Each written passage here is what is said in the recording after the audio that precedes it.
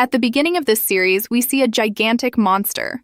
Everyone was desperately running to save their lives because this beast was not something ordinary people could face. It was no less than a god-level monster. But among them stood one boy, different from the rest. While the crowd fled in fear, he, Tian, walked towards the monster, staring at it silently as if it were some kind of beauty. Suddenly, he noticed something strange happening to him.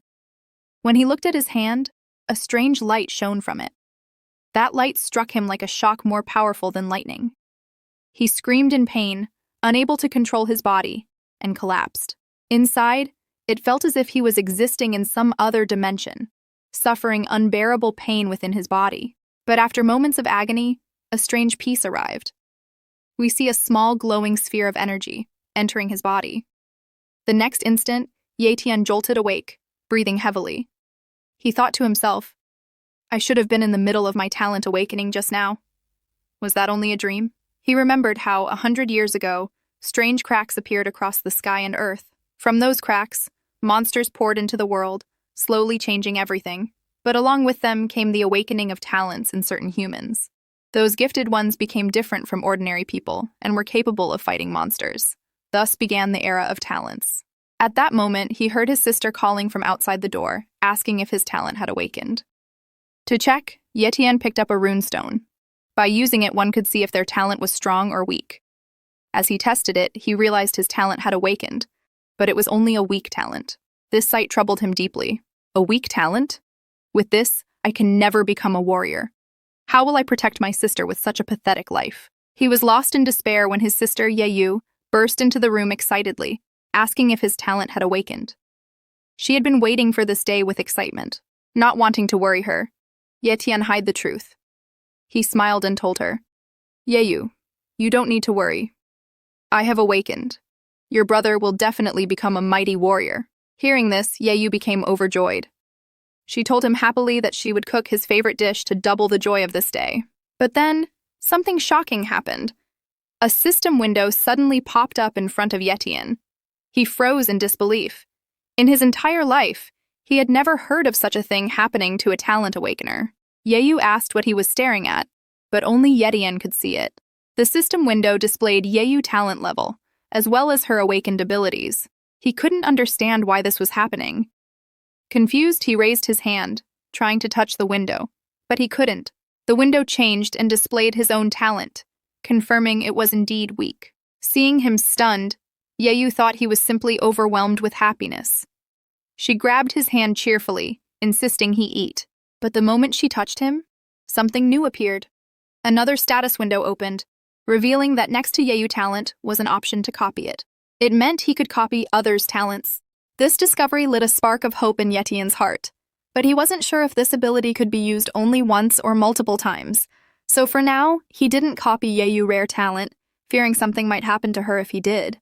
Instead, he enjoyed the food she had prepared. Later that night, looking at his parents' photo, Tian made a vow. Mom, Dad, if you're still watching me, don't worry. From today, I promise to take care of Yeyu. Days later, Tian stepped into the city, determined to grow stronger. He activated his copy talent and scanned the area. His range was small, only 3 meters around him.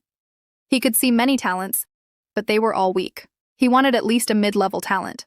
Even so, he felt this was the beginning. Even if my talent is weak now, by copying others, it will grow stronger. He realized he could evolve his power by copying better talents. The perfect place for this was the 5th Academy at Seafront Base. Surely there would be people with mid-level talents there. Excited, Tian joined the academy. 10 days later, on the training field, the teacher shouted at the students. To become warriors, you must first become disciples. To do that, you must master physical training. Focus! Feel the storm in your chest. Tian and the others tried hard, but it was extremely difficult. Many grew exhausted and fainted. The teacher scolded them harshly. You are the worst batch. Without forming that storm, you'll never become warriors, not even disciples. Tian struggled as well, failing to form the storm, most likely because of his weak talent. The teacher grew more frustrated, comparing them all to a genius, Zheng Dong. Curious, Tian asked his friend Zhang Bao about Zhang Dong. Bao explained, he's amazing. In just half a month, he became a warrior. He's even the dean disciple now. Excited, Bao showed Tian a piece of paper with Zhang Dong autograph. Look at this. One day, when he's as strong as the dean, his name will be priceless. Even this autograph will be worth a fortune. Tian shook his head at his friend's obsession. Just then, a crowd gathered, chanting Zhang Dong's name. Admired by both boys and girls, he was surrounded by fans. Zhang Bao's eyes lit up. I need to get another autograph, he shouted, running toward the crowd. Tian stayed behind, quietly observing Zhang Dong. If Zhang Dong's talent was mid-level, this could be Tian's chance. Activating the system, he checked. Yes, Zhang Dong indeed possessed a mid-level talent, but copying required physical contact. As Zhang Dong told his fans, forget about autographs. I'm here to inspire you. Chasing me around isn't right. Tian stepped forward and suggested, then why not shake hands instead? That would inspire people more. Zhang Dong agreed. Soon, a line formed. When Tian's turn came, he clasped Zhang Dong's hand. At that moment, the system lit up. He had successfully copied the mid-level talent. Later, inside a quiet cave, Tian opened the system again. A message appeared. Do you wish to merge the copied talent with your own? Though uncertain of the outcome, he pressed yes. Agonizing pain tore through his body. His screams echoed through the cave as his body writhed, every bone and muscle burning. But Tian endured it. Finally, the process completed. Exhausted but smiling, he whispered, the fruit of hard work is always sweeter, and I will savor it well. Then came another message. After copying a talent, he would need to wait 30 days before copying again. Even so, Tian was thrilled. This was not a one-time power. He could copy again and again. Excited, he retried the physical training method. This time, with his new mid-level talent, he truly felt the storm awaken in his chest. Power surged within him. Standing outside, Tian clenched his fists and declared, I won't stop at being a mere warrior. I won't stop even at elite warrior. I will become the strongest warrior in this world. A month later, in the outskirts of the city, a silver moon wolf appeared. Its body glowed faintly, its speed terrifying. These were no ordinary beasts. They were fierce beasts, monsters that also possessed talents like humans. Meanwhile, Tian was buying supplies in the city. He thought to himself, I've only just become a disciple. It will still take time before I truly become a warrior. Nearby, a father walked happily with his little daughter. Suddenly, the silver wolf leapt. In an instant, the father's skull was crushed. The beast feasted on his body. The girl screamed, trembling in fear. People around fled in panic. Tian, too, froze at the sight of the beast's horrifying speed. The wolf turned its bloodthirsty eyes toward the girl. Just as it pounced, Tian rushed forward to shield her, even though he knew he couldn't stop such a fast creature. At that moment, a massive blade struck down, cutting the ground in front of the wolf. A tall, broad man appeared, blocking its path. Forgive me for being late, he declared. I am the captain of Windwolf. Since I'm here, you two stay back and protect the child. Leave the silver wolf to me. Tian realized he would only be a burden in this fight. He stayed back with the girl, covering her eyes from the bloodshed. The captain clashed with the wolf. Their battle shook the ground. But he soon noticed the wolf's incredible speed. It truly was a silver moon wolf, a beast famous for its speed talent. Still, the captain had planned ahead. His comrades leapt from above, surrounding the beast. Weapons pierced its body. But suddenly, the wolf body glowed red. It entered the bursting blood state, doubling its power. Faster than ever, it tried to flee. Yet the captain had prepared for this too. Ahead stood a sharpshooter, bow drawn. As the wolf leapt, the arrow shot through the air, striking it down. Wounded, the beast crashed to the ground. End this quickly, the captain ordered. He turned to Tian and shouted, Boy, take the child and run. This beast is too dangerous. But Tian's mind burned with another thought. The beast's talent. This was his chance.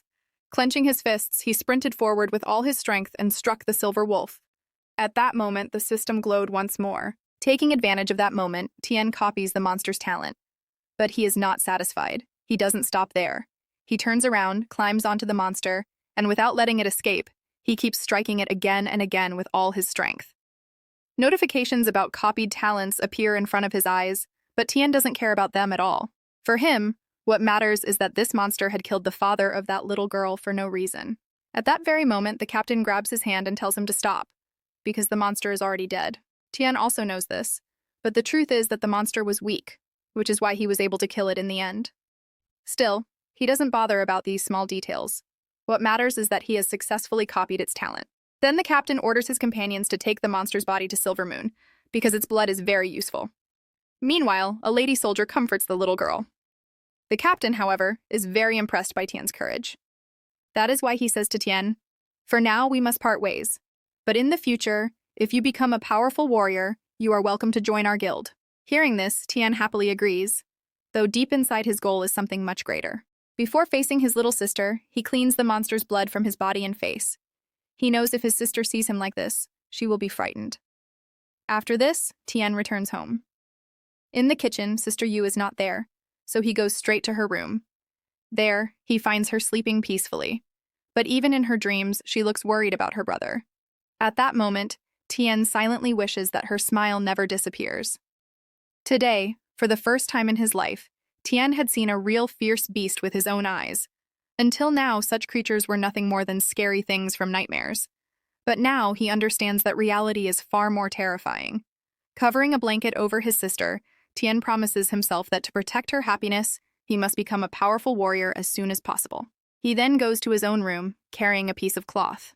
Tian still doesn't know if this beast's talent can actually merge with a human body. He will have to test it on himself. This time, the pain will be far worse than before, so bad that it could even kill him. But for the sake of protecting the people he loves, pain means nothing. That is why he bites the cloth tightly, to keep himself from screaming and waking up his sister. As the merging begins, unbearable pain bursts through his body. It feels as if his bones are breaking and his flesh is being torn apart. Trembling, Tian feels that one of his legs has been completely crushed. The pain is so intense that he cannot even make a sound. Looking down, he sees both his legs broken. Fear grows inside him that maybe the merging has failed. Then something strange starts happening in his chest. His consciousness begins to fade. But Tian does not want to give up his life like this. With the desperate wish to rise again, he finally collapses and falls unconscious.